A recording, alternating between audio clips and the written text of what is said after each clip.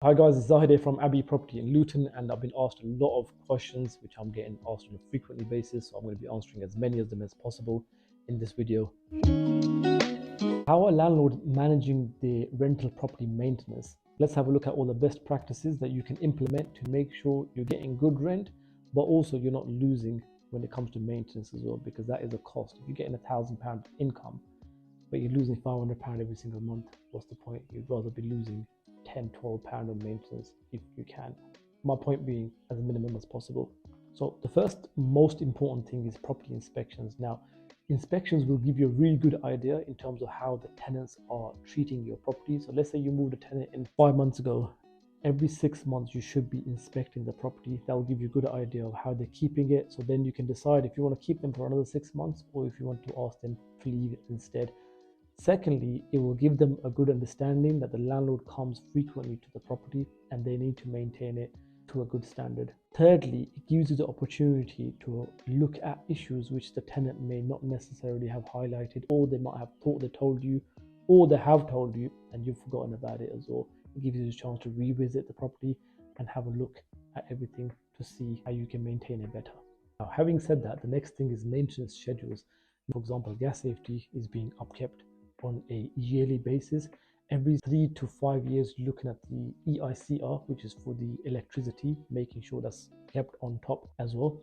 And other small things, for example, looking at fixtures and fittings, you want to make sure you check them out every 2 years, to go there, check all the hinges, etc. Everything's in place. So have a look at these things, make sure that you're able to keep on top. I'll give you an example. We recently went to a property where the roof, we could see the tile was broken.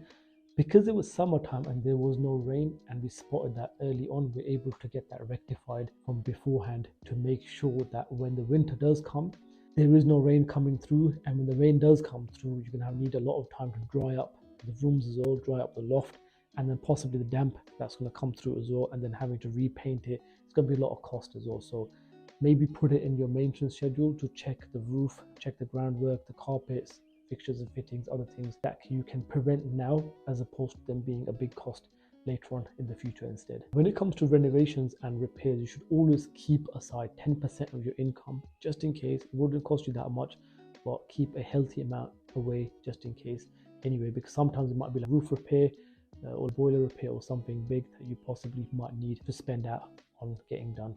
Now, when it comes to renovations and keeping the property to a good standard, I always recommend giving the property a fresh lick of paint every 5 years, just to make sure that you keep it in a good standard as well. If you've got long-term tenants that are staying inside the property, a lot of the time they'll tend to do it themselves, but I would recommend just provide them with a few paint tubs and they'll be able to do the work themselves instead. It's a win-win for both. Win for them, it's a win for yourself as well. But if you do have a turnaround of tenants on a regular basis and no one stayed inside the property for, let's say, more than 3 years, then every 4 or 5 years I would recommend going inside the property, giving it fresh lick of paint.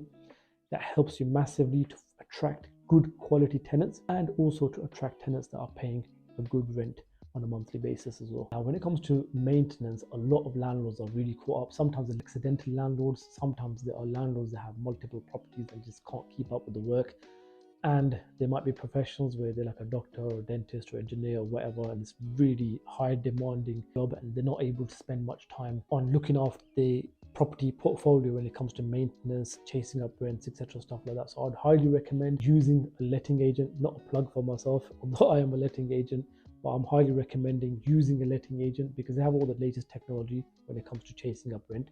They have all the latest technology for setting the right reminders and workflows when it comes to being able to follow up the compliance, gas safeties, EICRs, EPCs, certificates, to keep on top of them. And in terms of maintenance, now when it comes to maintenance, a lot of tenants give a landlord a harder time because they're dealing with them directly. When they are dealing with a letting agent, they're a lot more reasonable because the letting agent knows what is necessary, what is a should, and what is a must.